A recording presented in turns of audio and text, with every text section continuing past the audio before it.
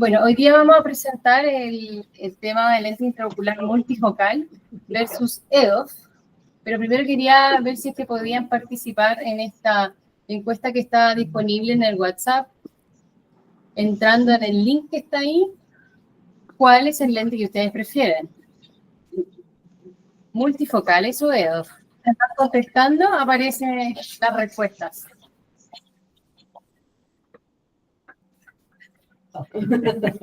Ahí va, uno que ha contestado. ¿Cómo se contesta? A ver. Sí, pues, Contesten. va ganando dedo. Yo quiero contestar, pero no me... Es en la encuesta que está en el WhatsApp. Sí. Pero, a ver. Yo marco el multifocal y se marca solo el EDOF. Tienes que apretar enviar. No, esto está corrupto. ¿Ya? Está corrupto. Es una encuesta tendenciosa. Vamos, miren, van a pate. A ver la encuesta. Sigan votando. Estoy tratando de votar. Si alguien me puede apretar a mí el multifocal. González multifocal. Vamos. No, Oye. no sale. Van ocho. Habla viva voz, po. González multifocal. No se puede, no puedo. Está mala. Tranquilo, botón. González multifocal. Taborga, ¿tú por qué votas ahí? Multifocal. Ya, pues. El que pueda ahí que lo anote. Pero en verdad, yo estoy bien repartido entre las dos.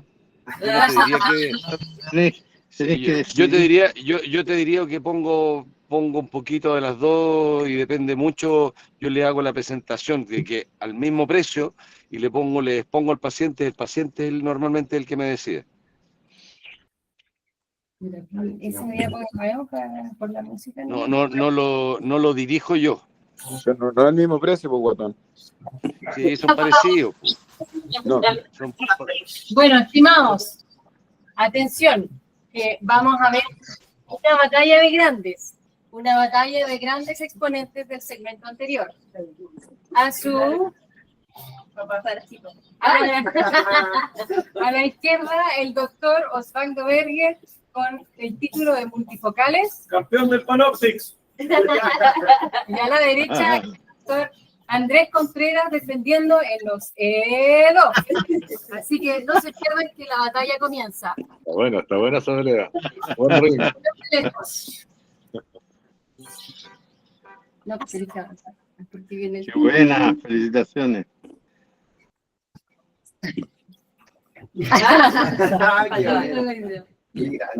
Ya, vamos a hablar un poco de la visión de lejos. Muchos multifocales tienen fama de que la visión lejana se ve comprometida en los multifocales, pero si uno revisa la curva de enfoque de varios multifocales, y acá te traigo una, Andrés, para que te sobes con ella, te vas a dar cuenta que la curva de enfoque a 0 dioptrías, o sea, la visión de lejos, es comparable de varios multifocales con los mismos EDOF y con la tecnología de Mix y Match, que más adelante te la voy a proponer como una especie de tregua, así que te parece. Pon la siguiente. Incluso acá, por ejemplo, te voy a mostrar un estudio que muestra que la visión de 2020 sin corrección lejana, en la barra roja tenemos ahí el Regalón, el Panoptix, ¿cierto? Que tiende a ser mejor que, por ejemplo, en este caso, un Symphony, que es un EDOF. Tenemos que más pacientes, 73%, logran 2020 sin corrección para lejos. Así que, si sigue, por favor. Y acá incluso hay un estudio, yo sé que estos te gustan a ti porque eres bien estudioso, que son, ¿cierto?, todos estos estudios, ¿cierto?, que muestran las tendencias en favor de EDOF trifocal, y podemos ver que no hay grandes diferencias significativas cuando vemos, ¿cierto?, el diamante de abajo cargado ni para trifocal ni para EDOF. Por lo tanto, las visiones lejanas podemos empatar ahí. A ver si... Bien. Vamos ahora con la visión lejana. Respecto a los EDO, la verdad es que la visión lejana en los EDO y en este trabajo es bien interesante porque lo que se ve en este trabajo con un EDO, que es con Vivity, es dejar distintos grados de monovisión sin comprometer la visión lejana en calidad. Y vamos a mirar este mismo gráfico más adelante y lo que se ve es que si uno pudiera dejar una mini monovisión, digo, con esto me refiero a una anisometropía leve deliberada por el cirujano, podemos lograr visiones lejanas e intermedias y cercanas, incluso bastante buenas. No solo mirando la cantidad de visión, y en cantidad de visión en la agudeza visual son bastante comparables, sin embargo, lo que vamos a ver en la siguiente diapositiva tiene que ver con la calidad de la visión, y es lo que vamos a discutir más adelante. No es lo mismo ver, digamos, un 20/20 con cierta calidad de visión que con halos, distorsiones visuales, y ahí hay una gran diferencia. Por lo tanto, los estudios siempre muestran las cantidades de visión, pero no es lo mismo un 20/20 con una letra difusa, con halos, con molestias visuales, que un 20/20 con una menor dispersión de la luz. Y es ahí una gran diferencia en los cuales EDOF gana por lejos.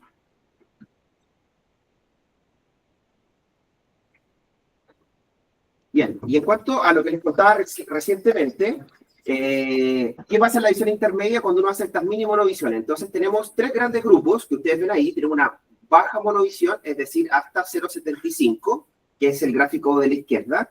Y ustedes ven cómo la visión de halos o de glare en estos pacientes en general es muy baja, o sea, lo que se ve el grado de satisfacción de los pacientes es muy alto, incluso con monovisiones que son medias, es decir, entre 0,75 a 1, e incluso con mayores monovisiones. Entonces, lo que ocurre es que en los EDOF tenemos agudezas visuales de lejos comparables a multifocal, intermedias muy buenas, comparables a multifocal, cercanas, haciendo este mini truco de la mini monovisión, que pareciera ser el ideal alrededor del menos 0,75, pero sin aumentar disfotopsias, esta mini monovisión, y tampoco compromete la agudeza visual de lejos. O sea, los EDOF, digamos, en visiones lejanas, intermedias y cercanas, tienen una excelente calidad visual y no así solamente cantidad de visión.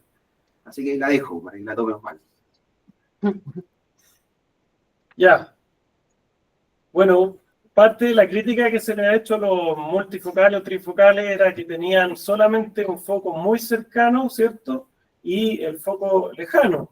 Pero hay tecnologías que han permitido crear, por ejemplo, un tercer foco a 60 centímetros, que es una visión intermedia funcional muy agradable, y divergir el resto de la onda de luz a la distancia, al infinito.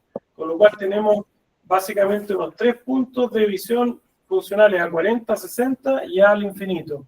Entonces, hoy día tenemos multifocales que ya no son solamente trifocales, como se decía antes, sino que tenemos ya en más rangos funcionales de visión.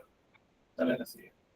Entonces, aquí, por ejemplo, tenemos la curva de desenfoque, ¿cierto?, de uno de nuestros queridos lentes multifocales, y vemos las agudezas visuales que logran los pacientes al infinito, a distancia, a intermedio y cerca, ¿de acuerdo? Manteniendo, ¿cierto?, todos los rangos de visión aceptables entre los grados que hay entre medio. Dale, siguiente.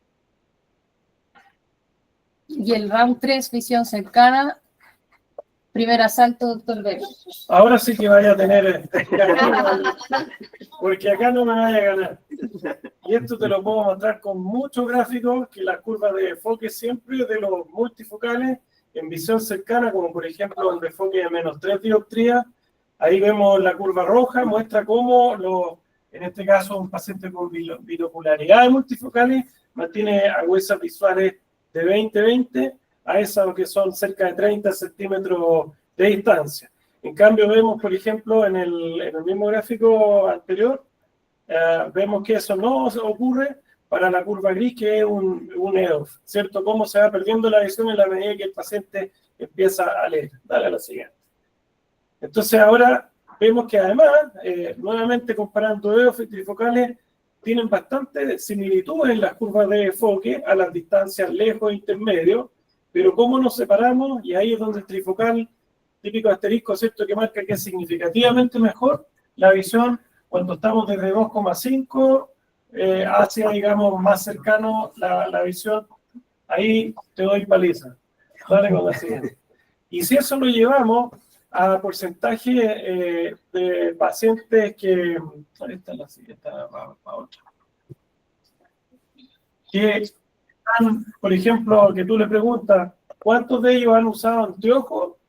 Vemos que la tercera columna, el 83% de los pacientes que se han implantado un multifocal nunca en su vida ha requerido de anteojos, versus un paciente que el 33% de un paciente que se implantó un título. O sea, estamos hablando de una gran paliza que te estoy dando ahí en la independencia de anteojos. Así que con esta no creo que te quede. Y más encima, si lo llaman los meta-análisis de varias publicaciones también, como vemos abajo, en las curvas están, en los plots de diamante, están en favorito a todo lo que es trifocal. Independiente de que hagamos tu mini monovisión y todos esos cuentos que, por Dios, que me molesta a mí en el microscopio operatorio cuando veo que está corrido un ocular a un -1, -0,75, así que no te la compro. A ver, vamos con la siguiente. Entonces, visión cercana. Y acá quiero ser bien claro, tenemos una visión cercana de multifocales muy buena. La pregunta es, ¿a qué costo? ¿A qué costo tenemos esa visión cercana? Porque no es solo una cuestión de cantidad, sino que una cuestión de calidad.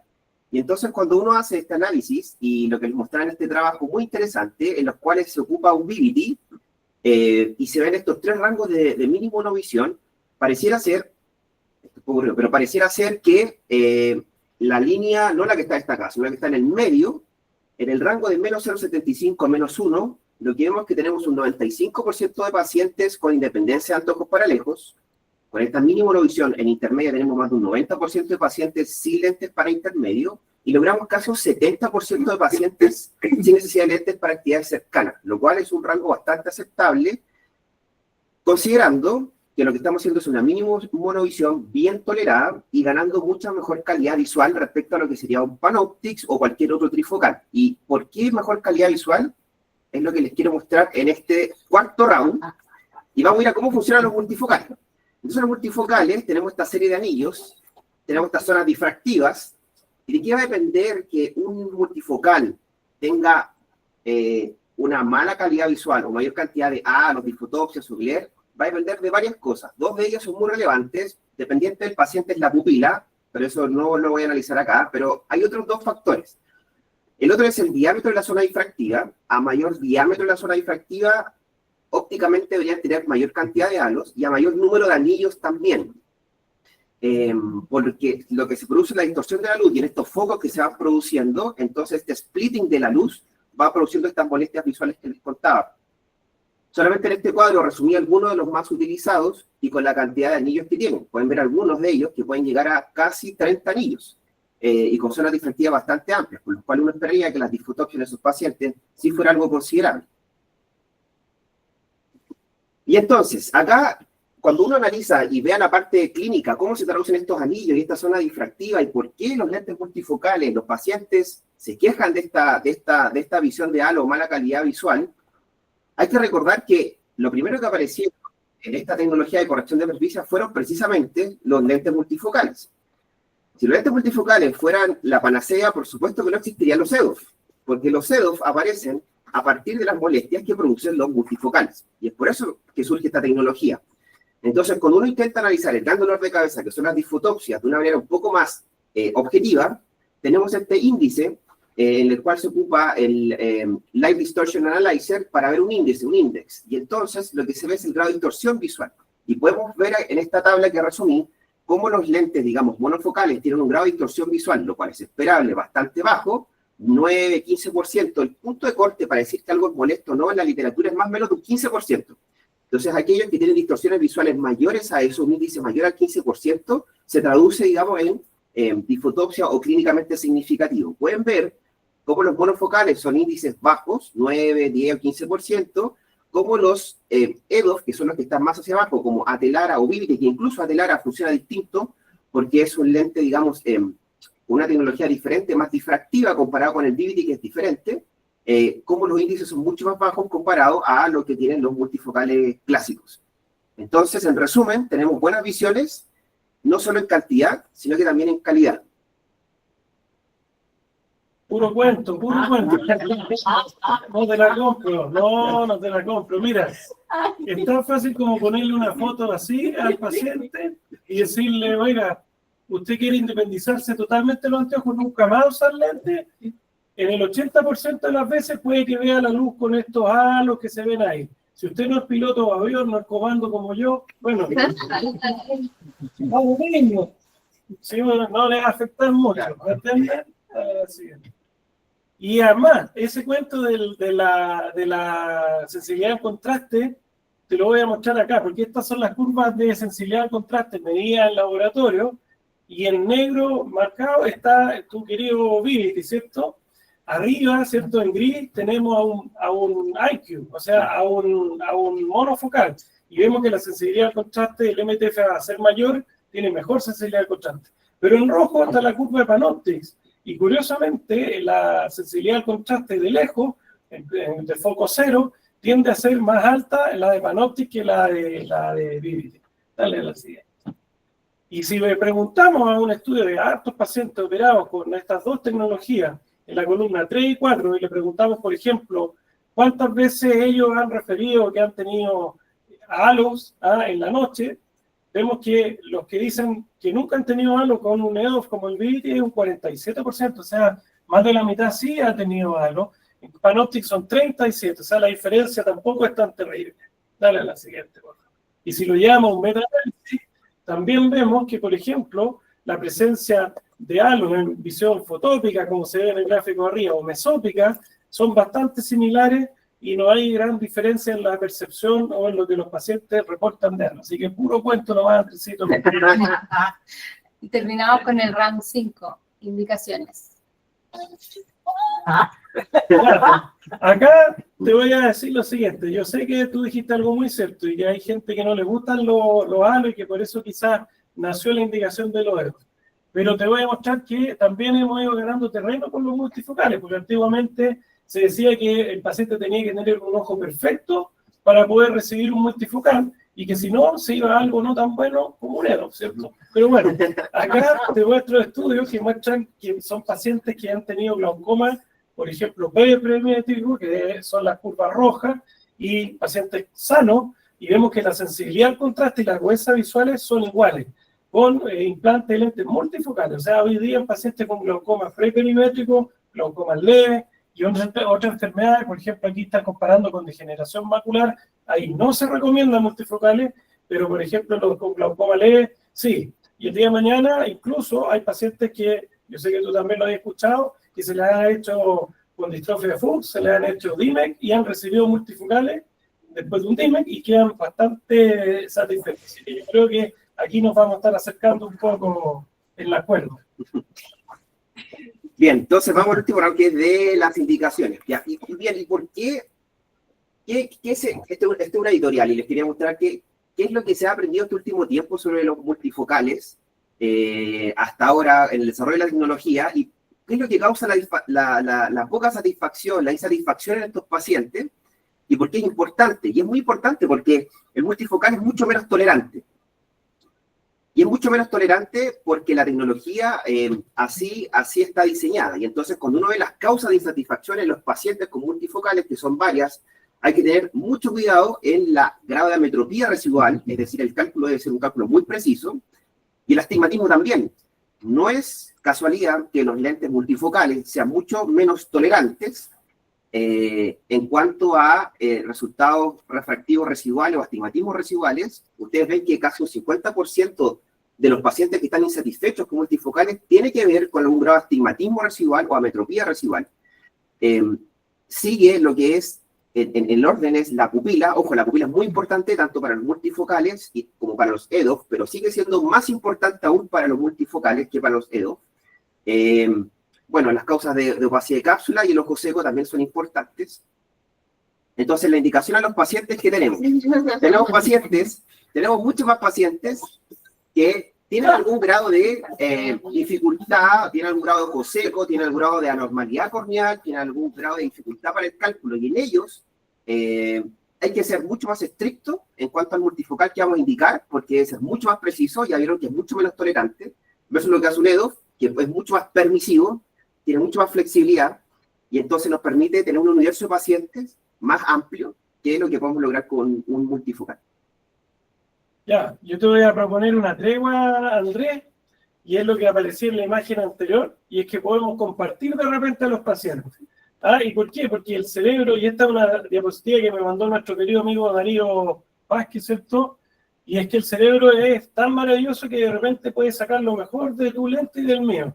¿Y por qué? Porque puede suprimir aquella imagen que no es tan nítida. Por ejemplo, de lejos, puede suprimir esos halos que yo a veces le puedo producir con un multifocal, y de cerca, esa imagen molesta y borrosa que puede producir un EDOF, dale a la siguiente, por favor, también la puede suprimir, y finalmente se queda, ¿cierto?, con lo mejor de cada lente. Y esto es el mix and match, y vamos a ver, dale a la siguiente, que hay varias literaturas, incluso a nivel nacional, que, te repito, Darío ha tenido esta experiencia, que también con algunos pacientes han dado muy bien, y entregarle, ¿cierto?, a los pacientes lo mejor de cada uno.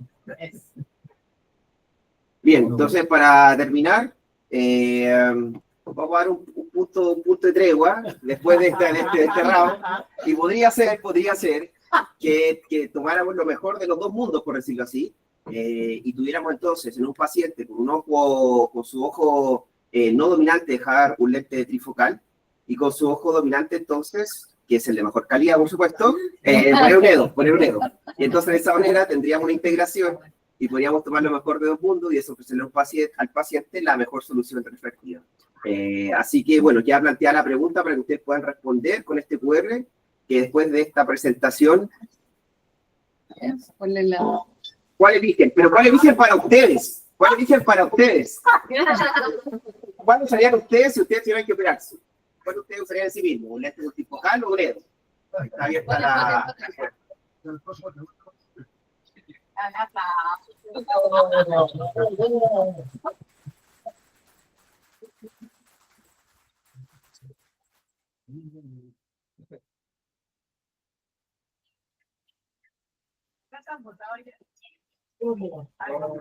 ¿Puede?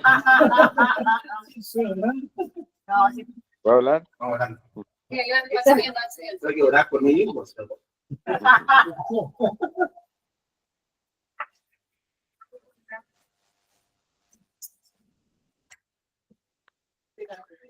¿Se puede argumentar acá o no? Antes de votar.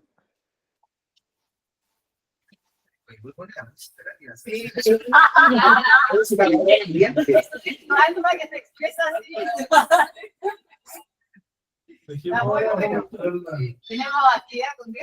Podemos argumentar mientras vemos la encuesta.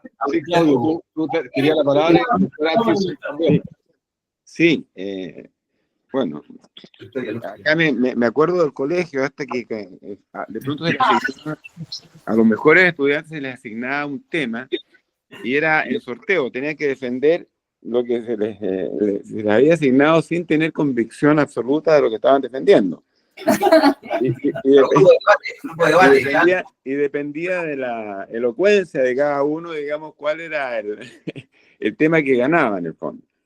Ahora, en lo personal, me toca permanentemente operar tanto con el doctor Berger como con el doctor Contreras. Los dos son fantásticos cirujanos. Y sé que el doctor Contreras le gusta investigar con muchos lentes, porque luego ayudaba en numerosos lentes de formas distintas y características diferentes. Lo que sí sé, que cuando me tocó ayudarlo con su papá, él eligió un EDO. Eso estoy... Por lo tanto, su convicción estaba bastante definida. Ahora en lo particular, yo he sido un defensor sistemático de los lentes multifocales, porque estoy convencido de que es lo mejor. Convencido porque he tenido muchísimos pacientes. Y la verdad que la única alternativa que independiza absolutamente de los anteojos es el multifocal.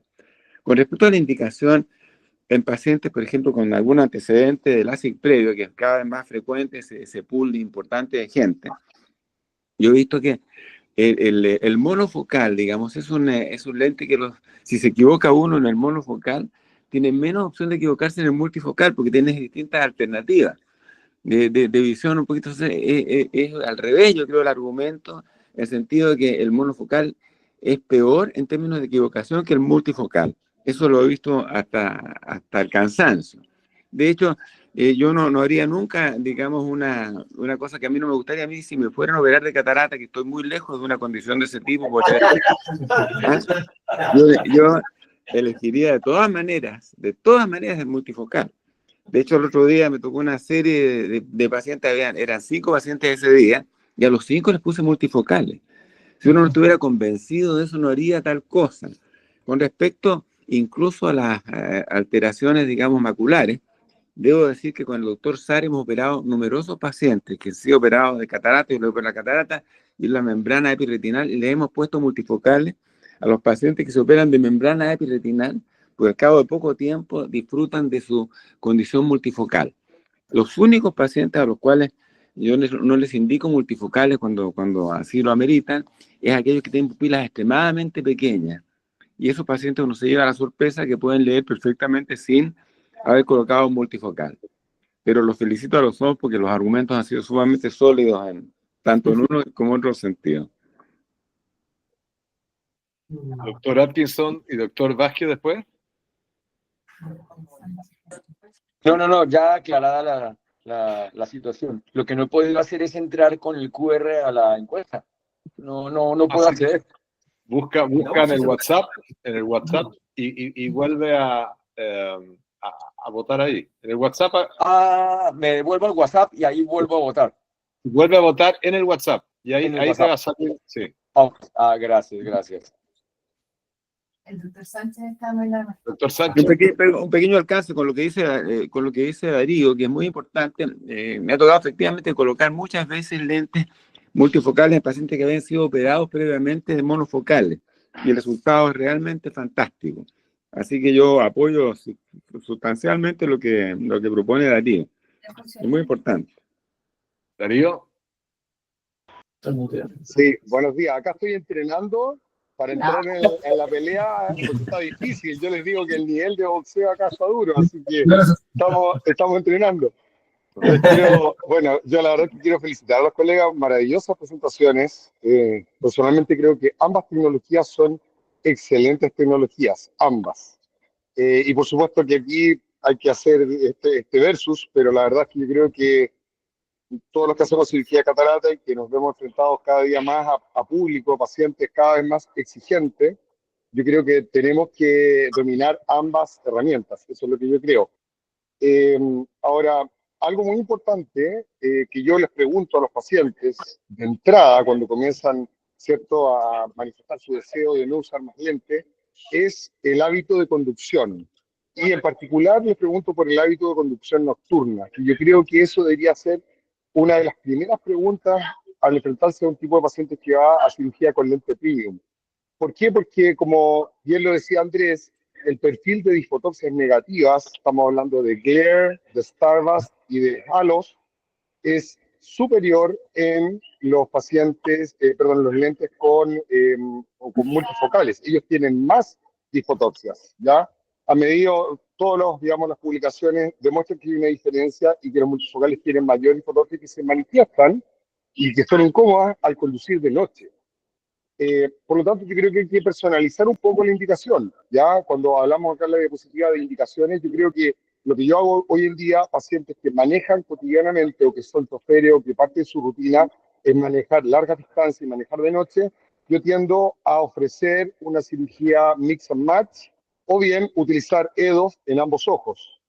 Cuando se trata de un paciente que tiene un hábito de conducción escaso o no maneja sencillamente, yo de entrada ofrezco el multifocal, porque también está demostrado que el multifocal tiene mucho mejor visión cercana, como muy bien lo dijo Osvaldo.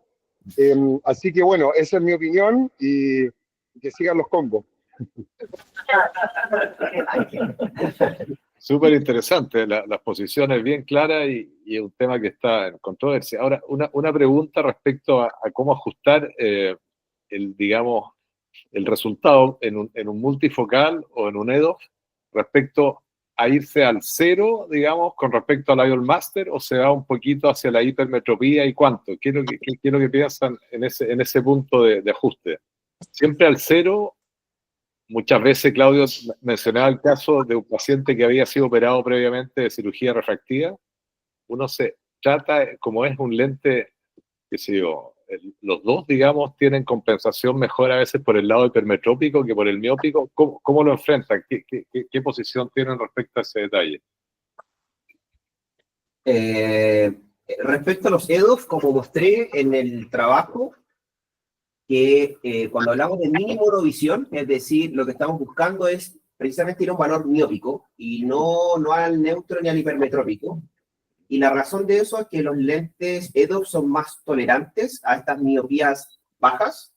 Lo que no ocurre con los multifocales. En los multifocales un residual miópico repercute mucho más en su calidad de visión lejana y no gana más visión cercana porque hay una visión bastante buena para cerca. Por lo tanto, en lo personal, trato que los lentes multifocales vayan al 0 o incluso un poquito más hipermétropes. Y en los casos de los EDOF, hago la mínima visión que mostré. Y la mínima visión tiendo que vaya al menos 0,5. No lo hago sin ambos ojos, solo en uno. Hay gente que va bilateral, pero en realidad monovisión, o sea, en el fondo visión miópica en ambos ojos. No, hay que hacer una mínima monovisión cercano como al menos 0,5. Los calculadores son muy precisos en la actualidad. Y como se viene este trabajo, no, pareciera ser que el rango medio, es decir, de menos 0,5 a menos 0,75 en miopía, en un EDOF, en el ojo, digamos, no dominante, puede ser una muy buena solución para mejorar la performance binocular en cerca sin alterar la performance de lejos. ¿Y el otro lo deja en metrópe? Sí, y el otro a 0, o sea, me refiero en el EDOF, el otro ojo, digamos, el dominante a neutro. Sí. Yo hago algo parecido. En los EDOF también apunto a que pueda haber un poco más tirado hacia la miopía para ayudar un poco al cerca, pero los multifocales estrictos en el 0. Y con respecto a los pacientes con cirugía refractiva, también estoy totalmente de acuerdo con el doctor Yarufo. Hoy día las calculadoras son súper precisas. Lo importante, eso sí, es tener claro si el paciente tuvo una corrección al centro de la córnea o en la periferia. Y eso más claro que decir si fue miope o hipermétrope, porque muchos son cilindros mixtos. Y el cilindro mixto, por ejemplo, tiene un tratamiento más en la periferia. Entonces, a veces no ayuda tanto la historia cuando uno le pregunta al paciente a qué edad se operó, para saber qué tipo de tratamiento hizo, sino que lo que hay que tratar de ver es el mapa tangencial en el Pentagram y nos muestra el perfil de ablación, y así uno puede saber si fue, digamos, más tratamiento hipermetrópico, o sea, a la periferia o al centro, porque ahí sí pueden haber hasta 2 dioptrías de diferencia en el cálculo, ya sea con Huygens o con Barrett, con cualquier fórmula que estemos usando para cirugía refractiva. Así que hay que ser súper preciso en determinar cuál fue el perfil de ablación que se usó el paciente. Pero los resultados son fantásticos hoy día con la cirugía refractiva y los lentes multifocales. Doc, el mapa tangencial se pide... Está en el reporte de Holland. En el reporte de Holland, ya. Y otra cosa importante, tanto para todos los lentes, para estos lentes premium, digamos, hay distintas clases de EDOF, que no los mencioné, pero hay EDOF refractivos, que son los que estamos utilizando en la mayoría de los casos, que juegan con las aberraciones de cuarto sector, de la van invirtiendo y va elongando el foco, y entonces no es visible un anillo central, como si lo hace en el Vivity, por ejemplo, que está esta zona central. Es súper importante el centrado de los lentes, el centrado y el tamaño de la pupila en todo tipo de lentes, porque si bien es cierto, los multifocales son más sensibles, pero los EDOF también. O sea, en el fondo, no es lo mismo tener un paciente con un paciente con glaucoma con daño central y tengo una pupila pequeña y tengo un Vivity descentrado, ese paciente va a ver súper mal. Entonces, bajo el microscopio, lo que uno debería hacer es centrar el lente bajo el eje visual, bajo el reflejo de Purkinje, no centrado ni en limbo, ni en resis, ni en pupila, sino que en el eje visual del paciente, y en eso siempre se lo digo a los becados, yo soy como súper estricto en el centrado. Un pequeño pegado sobre esto. Así que sigan votando. El EDOF para arriba. Un pequeño agregado que es importante. Hay pacientes en los cuales resulta extremadamente difícil determinar si la operación que se hizo de LASIK era miopía o hipermetropía. Incluso me ha tocado pacientes que llegan con unas hipermetropías de 2 dioptrías y que fueron operados de LASIK miópico. y que son sorprendentes. Y a veces el tamaño del ojo, incluso el mapa no indica exactamente cuál es la cirugía que se hizo. Es muy difícil, hay que hacer una investigación muy acuciosa, digamos, de las molestias que tenía el paciente previamente. Es interesante como desafío, digamos. Oye, Claudio, pero en esos casos, irse con un error por el lado del multifocal hacia la miopía, en esos casos inciertos, No, es más riesgoso. ¿Ah? Siempre, por eso yo coincido plenamente con que en los multifocales, que son los que más usamos nosotros, digamos, hay que irse o al cero o un poco hipermetrópico. Al cero o un poco hipermetrópico. La miopía es muy mal tolerada, incluso menos 0,50, menos 0,75, como se puede tolerar en el EDOF, es muy mal tolerada en los lentes multifocales. Se quejan de visión borrosa e incomodidad.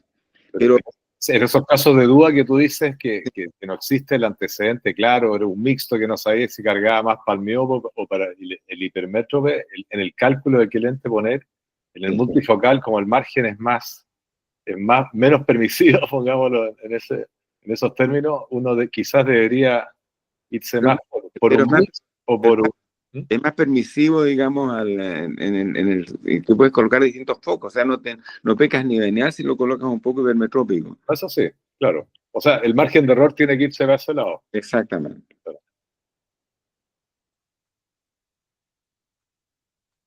Bueno, sí, el doctor Sánchez. Sí. Hola, ¿cómo están? Buenos días. Súper interesante, me encantan estas cosas. No hago nada de eso, pero no importa, me encanta. A ver, con respecto a lo que yo quería comentar. Yo en lo personal, yo soy miope. Miren cómo estoy con lentes de día. Se me quedaron los lentes de contacto en mi casa, así que venía manejando bien chinito. Y tengo una pupila mediana, y tengo una pupila descentrada nasal, y tengo unas córneas chicas, y tengo los ojos juntos. O sea, soy el paciente ideal para no operar de LASIK. Y,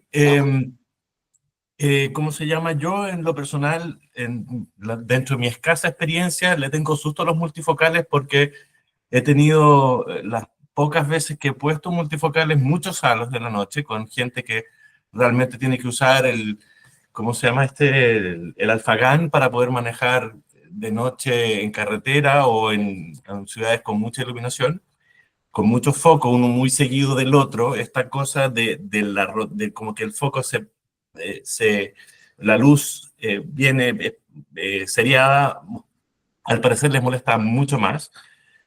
Y errores pequeños de astigmatismo residual de 1,25 y el paciente no ve y se ve pésimo y no sé qué.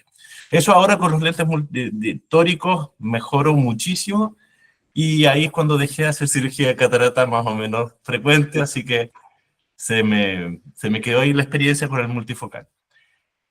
Con respecto al EDOF, yo pienso, mi sensación personal, es que como tengo ese susto con los multifocales antiguos, probablemente yo voté por EDOF porque no tengo ningún problema en usar anteojos, y si puedo usar anteojos solo para cortarme las uñas, no tengo ningún problema.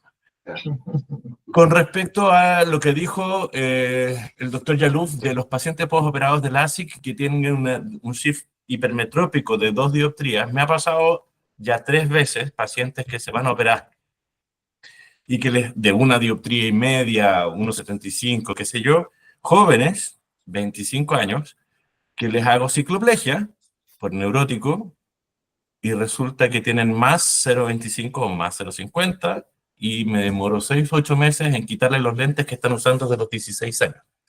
Así que, please, acuérdense que existe la cicloplegia porque es súper importante en ese tipo de pacientes. Y hasta ahí, eso era. Creo que hablé mucho.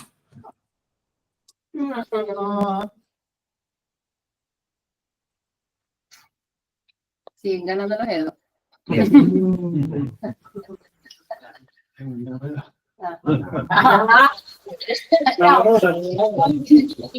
Una situación que se ve bastante es el paciente que muchas veces fue operado de miopía con LASIK. Se operó a los 30 años, qué sé yo, y quedó más o menos bien, el paciente vuelve a los 50 años y tiene una hipermetropía de 2,25, 2,50.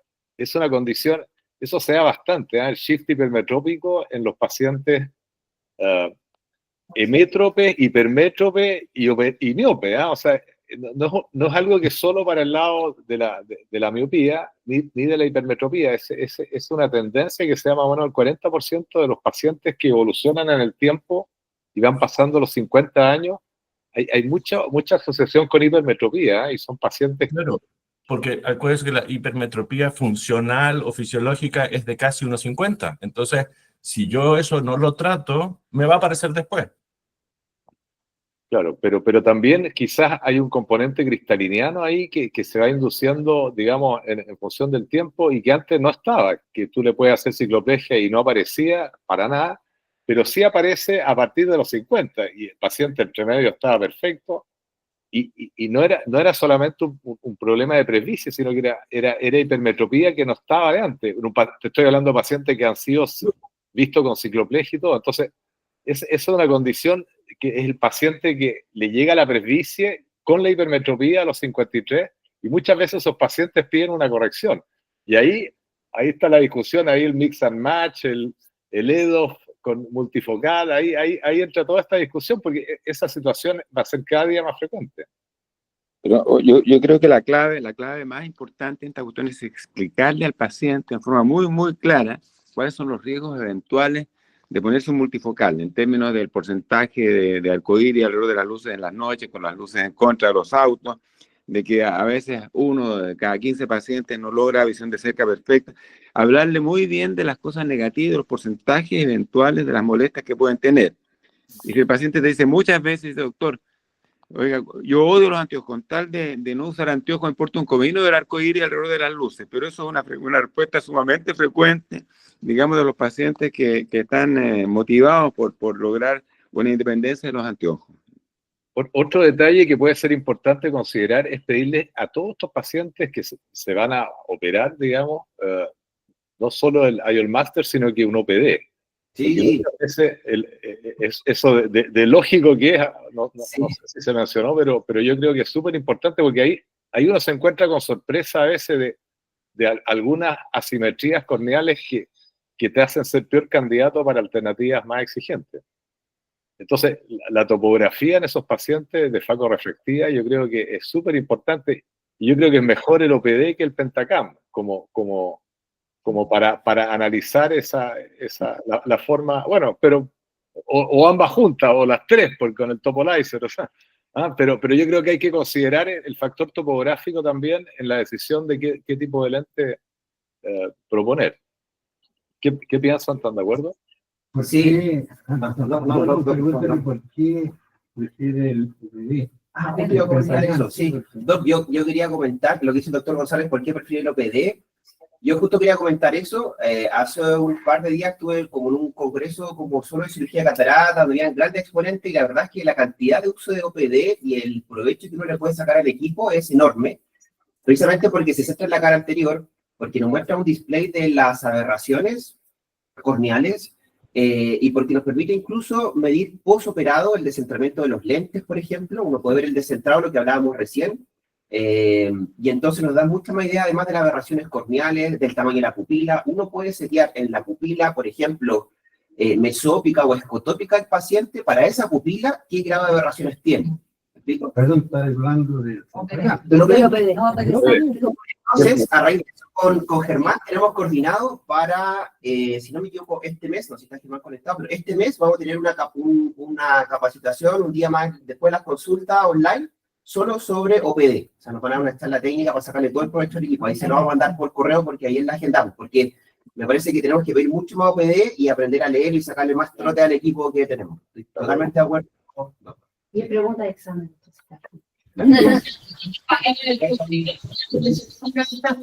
Bueno, pero para terminar, quisimos hacer esto un poco más, digamos, distendido. Era el primer versus del año, de los que van a venir en adelante en las reuniones clínicas, que muy bien coordina el doctor Merter y con la ayuda de Fernanda, así que espero que les haya gustado. Esto ha sido mucho más distendido y espero que nos hayamos olvidado un poco de la ficha y esto haya sido un poco más, algo más agradable, pero respecto a la ficha, hay harta novedad que contar respecto a eso, que ha sido un poco dolor de cabeza estos días, así que Santiago nos va a comentar de ese tema. Sí. Gracias, Andrés, por estos minutos. Felicitarlos por la presentación, muy simpática. Entiendo poco los conceptos que plantean, pero se ve que hay mucho interés de parte del equipo. Eso es lo importante. Y esto muestra una de las características de la institución, de estar permanentemente en la búsqueda del conocimiento, las buenas prácticas, y cuáles son las terapias más costo efectivas para nuestros pacientes. Así que felicitaciones. Bueno, estamos enfrentando una situación compleja con la ficha, con el sistema de información más que la ficha. La ficha es un componente del sistema de información. Como todos saben, nuestro sistema, que se llama IRIS, sobre todo para los nuevos, los becados, está en su fase terminal. Hace un tiempo ya que este sistema está obsoleto desde el punto de vista tecnológico, desde el punto de vista de las capacidades y desde el punto de vista, de lo más grave, de las posibilidades de crecimiento y evolución que pueda tener, ¿no? Y eso nos llevó el año pasado, desde el antepasado y el pasado, a hacer un proceso de licitación para obtener una ficha clínica electrónica, un sistema de información que nos permita dar el salto hacia los próximos 10 años desde el punto de vista tecnológico y tener un sistema en crecimiento, en evolución y sin límites de capacidad y lo más importante, poder desarrollar data analytics de todo lo que son los registros clínicos de nuestros pacientes. Y ese es un proyecto que está a puerta de lanzar. Aquí hay un equipo multidisciplinario liderado por el doctor Sacharía, que esperamos a partir de mayo, junio, julio, en 3 fases diferentes, estar en vivo, ¿no? Ahora, lamentablemente esto se nos cruzó con esta semana, donde ya nuestro paciente ya está en fase terminal, entrando a las pompas fúnebres. Lamentablemente, lo que les quiero transmitir es que estamos con todos los recursos desplegados, con toda la atención y el foco que requiere, dado que es una situación crítica que nos está impidiendo mantener la continuidad operacional. Y ese es el desafío principal que tenemos como administración. Estamos en un comité donde, desde el punto de vista técnico, nos colabora también obviamente el doctor García, el doctor Conchera y el doctor Sacharía, donde estamos tomando todas las decisiones junto a los ingenieros y los expertos del sistema para estas materias. Hemos pasado, y el equipo ha pasado largas noches pudiendo intervenir el sistema de manera tal que nos permita mantener la continuidad operacional. Una de las complicaciones que lo ha generado esto, que tiene que ver con un happy problem, que siempre conversamos con el doctor González, es que en el último trimestre se han desplegado en un 30-36% de las consultas de los pacientes al sistema. O sea, hemos incrementado los pacientes que intentan tomar hora, intentan hacer alguna consulta desde la página web, sacar exámenes, etcétera, o las gestiones internas que se hacen con el sistema, nos ha generado una atención adicional y que tiene que ver con el despliegue que tiene la clínica en el ecosistema, donde los pacientes nos están prefiriendo a tasas incrementales bastante aceleradas. Y eso nos ha pegado en contra, ¿no? Quiero transmitirle, sabemos lo complejo que es estar y lo tenso que es estar en estas condiciones atendiendo a los pacientes. La administración tiene la más absoluta conexión emocional en esta materia y estamos, como les digo, y lo reitero, desplegando todos los recursos. Ayer el equipo estuvo hasta las 4:30 de la mañana. Vamos a hacer, todo este fin de semana se va a trabajar para que el lunes podamos estar en condiciones ya de tener una situación relativamente normal, y en paralelo vamos a activar un plan alternativo de funcionamiento de la clínica que nos permita tener la seguridad clínica, que es lo que más le planteo al equipo médico, que ustedes nos tienen que decir si están con las condiciones de seguridad clínica para atender a nuestros pacientes. Reitero, estamos desplegando todos los recursos disponibles para disponer a la brevedad de una normalización en el sistema.